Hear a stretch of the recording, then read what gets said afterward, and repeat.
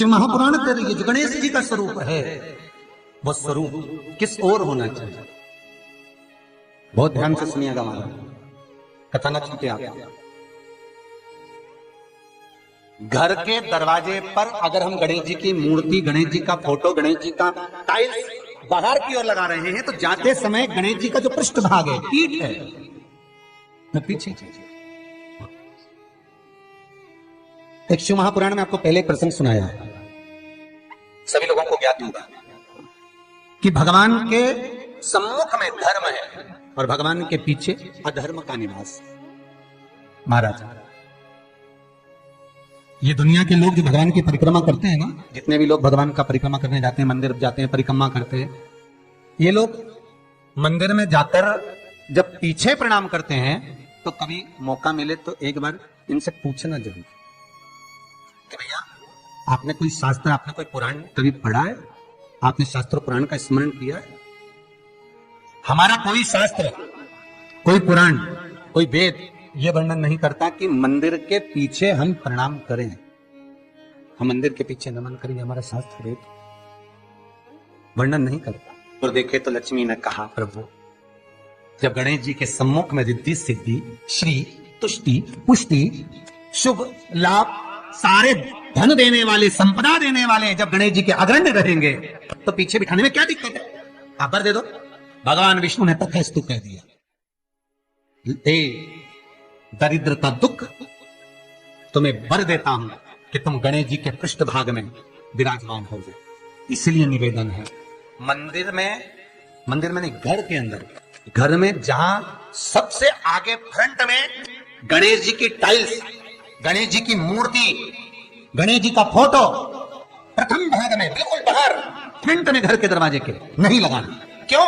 जब जाओगे तो पृष्ठभाग गणेश जी का तुम्हारे जाते समय पड़ेगा। जीवन में दुख तकलीफ कष्ट आते ही रहेंगे। जीवन में कभी भी आप करोगे बहुत कुछ, फैक्ट्रियां भी खोल सकते हो, दुकान भी खोल सकते हो, कार्य भी बड़ा कर सकते हो, पर सफलता नहीं मिल सकती, सफलता नहीं। और यदि आपके घर में पहले से टाइल्स लगी है, मूर्ति लगी है गणेश जी की, हटा नहीं सकते, तो निवेदन है एक फोटो गणेश जी का जब बाहर निकलो तो अपने, जब उधर फोटो लगाए तो एक फोटो बाहर जाते समय अंदर की ओर मुख करके लगा दीजिए, उससे वो दोष समाप्त हो जाता है। वो दोष समाप्त।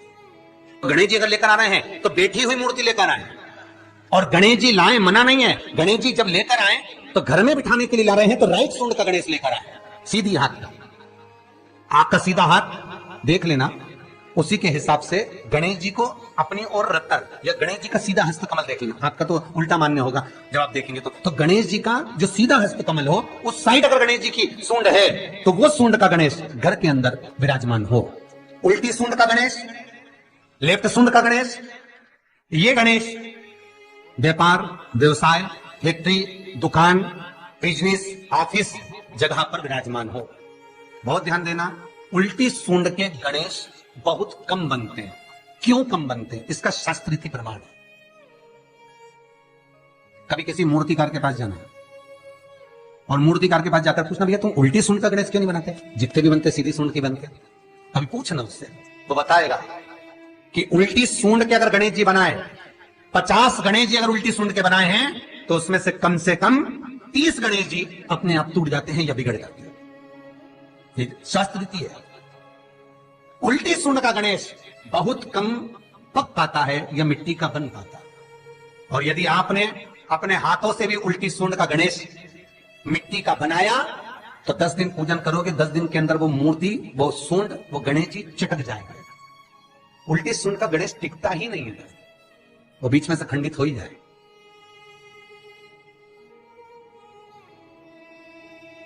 वो तो स्वयं गणेश जी कृपा करें, स्वयं विनायक कृपा करें और उल्टी सूंड के गणेश जी अपने को मिल जाएं और वो गणेश जी हमारे घर में आ जाएं तो वो फिर नहीं चलता। सीधी सूंड के गणेश जी को मनाने के लिए महाराज मंत्र की 50 माला करना पड़ती है, तो समझ लो सीधी उल्टी सूंड के गणेश जी को मनाने के लिए मात्र 5 माला में भगवान गणेश प्रसन्न हो जाते हैं, अर्थात उल्टी सूंड का गणेश शीघ्र प्रसन्न होता है। महाराज ब्रजमंडल में जब कभी जाओ, मथुरा के पास में वृंदावन से आगे लोहवन पड़ता है। कौन सा वन है? लोहवन। वृंदावन से कुछ थोड़ी दूरी पर लोहवन है। उस लोहवन में जाना, जैसे निकुंज वन में गए, भांडेर वन में गए, आप लोग कई बार दर्शन करने गए होंगे, तो लोहवन में जाना और लोहवन में जाकर थोड़ा सा सरसों का तेल लेकर अपने ऊपर से 21 बार उतार कर लोहवन में भगवान शिव का स्मरण कर कर, यमुना का स्मरण कर कर, विष्णु और कृष्ण का स्मरण कर कर, वो तेल सामने एक मूर्ति मिलेगी जिसका शीश नहीं होगा, उस मूर्ति पर चढ़ा देना। इसका भी चरित्र शिव महापुराण में आता है हमारे, इसका भी व्याख्यान आता है उस मूर्ति का। है लोहवन ब्रजमंडल में लोहवन का व्याख्यान स्कंद पुराण में भी है।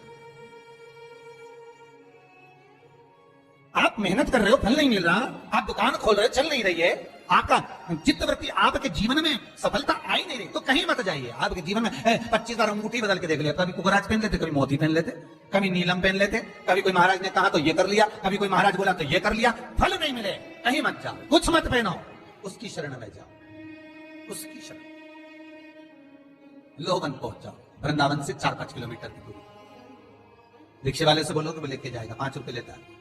लोहवन जाओ, वहां विनय करो, 10-15 मिनट बैठ लो, भजन करो, यमुना जी का स्तमन करो, शिव का नाम जाप करो, शंकर का भजन करो, और वो सरसों का तेल 21 बार स्वयं उतारो, स्वयं चढ़ा दो, आओ वापिस। उसके बाद तुम किसी कार्य को करोगे तो सफलता जल्दी मिलेगी, काम अटकेंगे नहीं, काम सफल। यमुना के घाट पर शिव आराधना का फल भी 1000 लाखों गुना है, लाखों। बहुत ध्यान देना, स्वप्न 2 तरह का होता है। एक स्वप्न में अगर आप बहुत खिलखिलाकर हंस रहे हो तो समझ लेना दूसरे दिन तुम्हें कुछ ना कुछ ऐसी खबर मिलेगी कि आंख में आंसू आएंगे।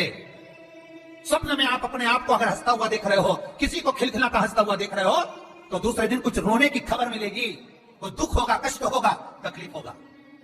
और अगर स्वप्न में आप भगवान को मुस्कुराता हुआ देख रहे हो, स्वप्न में आप भगवान को हंसता हुआ देख रहे हो, तो जरूर तुम्हारे ऊपर कुछ भगवान की कृपा होने वाली है, जरूर कोई अच्छी खबर आने वाली है।